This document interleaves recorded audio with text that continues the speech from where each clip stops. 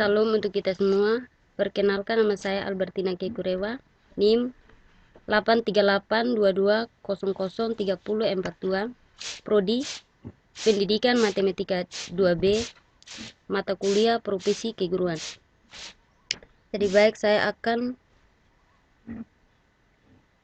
membawakan materi tentang profesi keguruan dari bab 4, 5, dan 6. Bab 4, peran guru dalam kegiatan belajar mengajar. A. Pada dasarnya peranan guru dalam kegiatan belajar mengajar sangatlah penting, yakni memindahkan ilmu yang dimilikinya kepada anak didik agar mereka lebih banyak memahami dan mengetahui ilmu pengetahuan yang lebih luas. Menurut Saiful Bahri Jemara, mengatakan bahwa peranan guru sebagai pengajar, pendidik, dan pembimbing maka akan terbentuk pola, yaitu 1. Sebagai korektor. Sebagai korektor, guru harus bisa membedakan mana nilai yang baik dan mana nilai yang buruk. Di mana nilai yang buruk harus disingkirkan dari jiwa anak didik dengan cara membimbing dan memberikan arahan yang lebih baik. Yang kedua, inspirator. Sebagai inspirator, di mana guru harus bisa memberikan ilham yang baik bagi kemajuan belajar anak didik. Contohnya memberikan bimbingan atau arahan untuk bisa melepaskan masalah yang dihadapinya. Yang ketiga, informatori.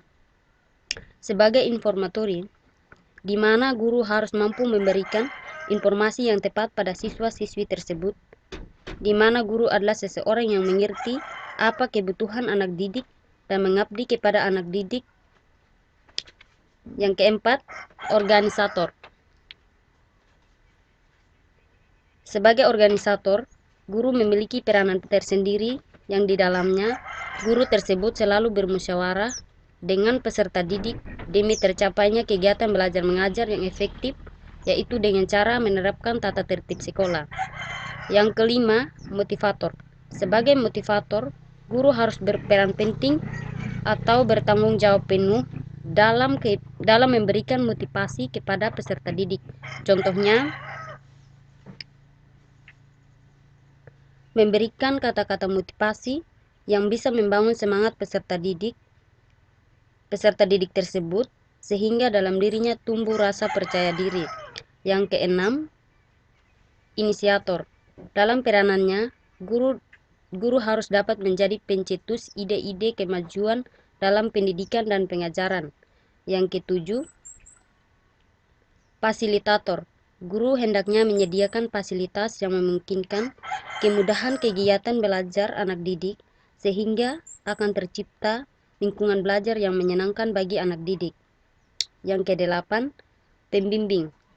Guru sebagai pembimbing sangatlah diperlukan di mana saat anak didik belum mampu berdiri sendiri atau mandiri, di mana pada saat itulah guru menjalankan tugasnya, yaitu mengarahkan anak didik untuk menjadi manusia yang dewasa. Yang kesembilan, pengelolaan kelas, yaitu cara seorang guru menghidupkan kelas bukan semata-mata hanya memberikan materi, tetapi juga guru harus bisa menyesuaikan diri dengan cara bercerita atau membahas yang tidak termasuk dalam materi, di mana cerita tersebut hanya merupakan selingan atau merupakan agenda yang tak termasuk dalam materi tersebut, sehingga anak didik akan merasa nyaman dan meminati guru tersebut. Yang ke-10, evaluator, di mana guru bukan saja menilai produk hasil pengajaran, tetapi juga menilai proses atau jalannya pengajaran, yaitu guru mempunyai peranan yang sangat menentukan akan seperti apa pendidikan di masa yang akan datang. Sekarang bab 5, menjadi guru yang menyenangkan. Menjadi guru yang menyenangkan tidaklah mudah dan tidaklah terlalu sulit bagi seorang guru, di mana terdapat dua bagian sifat dari guru. Yang pertama, memiliki sifat-sifat pendidik yang mampu membangun watak serta mendidik anak didik. menjadi lebih baik. Yang kedua, menggunakan metode pembelajaran yang bervariasi sehingga peserta didik tidak mengalami kejenuhan atau merasa bosan dalam proses pembelajaran, yaitu yang pertama, pengertian guru didedikasikan untuk seseorang yang memiliki peranan penting dalam dunia pendidikan. Yang kedua, sifat-sifat guru yaitu ikhlas, jujur, adil, akhlak mulia, berani, jiwa humor yang sehat, sabar, menjaga lisan, sinergi, dan musyawarah. Berikut, metode guru menyenangkan. Terdapat beberapa metode, yaitu yang pertama, pengkondisian suasana belajar. Yang kedua, berinteraksi secara aktif. Yang ketiga, diskusi dan memberikan tanggapan. Yang keempat, bercerita.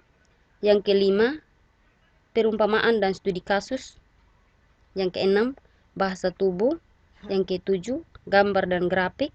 Yang kedelapan, memberikan alasan dan argumen. Yang kesembilan, refleksi diri.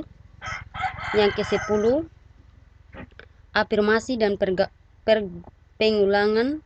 Yang ke-11, fokus dan poin basis.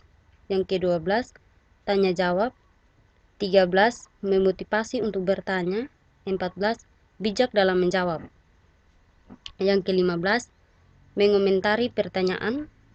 16, jujur. Berikut bab 6, guru dan kemajuan sebuah bangsa.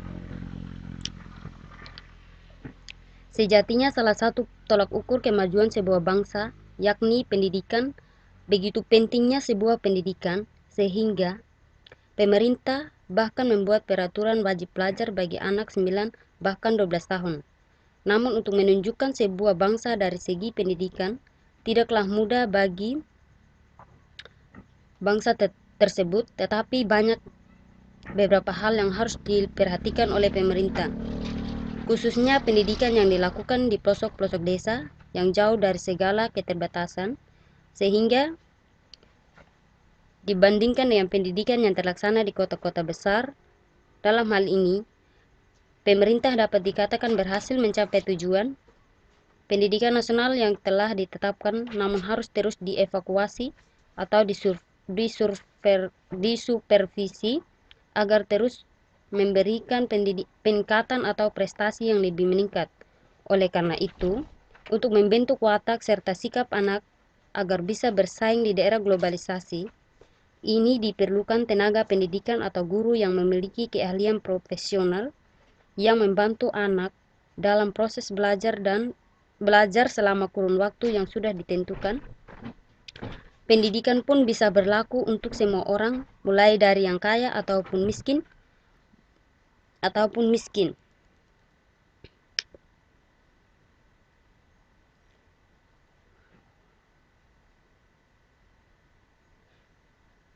Juga pendidikan juga tidak memandang usia, baik usia muda ataupun tua, berhak mendapatkan pendidikan. Pendidikan merupakan kebutuhan bagi semua orang disertai dengan 3 alasan mendasar, yaitu 1. Pendidikan melibatkan sosok manusia yang dinamis. 2. Inovasi pendidikan akibat perkembangan sains dan teknologi. 3. Tuntutan globalisasi yang meleburkan sekat agama, ras, budaya, bahkan falsafah bangsa. Berikut, Indonesia sedang menghadapi 2 tantangan besar dalam perkembangan pendidikan, yaitu yang pertama, desentralisasi atau otonomi daerah. Yang kedua, era globalisasi. Otonomi dan globalisasi pendidikan terjadi bukanlah karena kebetulan, namun sudah melalui proses panjang dalam menentukan arah pembangunan pendidikan dan yang dilakukan oleh pemerintah dan masyarakat. Dalam globalisasi terdapat 4 aspek penting, yaitu 1. Perdagangan. 2. Pergerakan modal.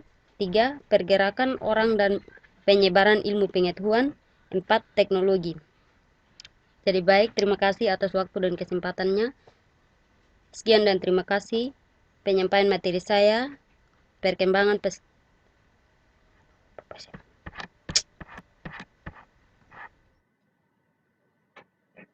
tentang profesi keguruan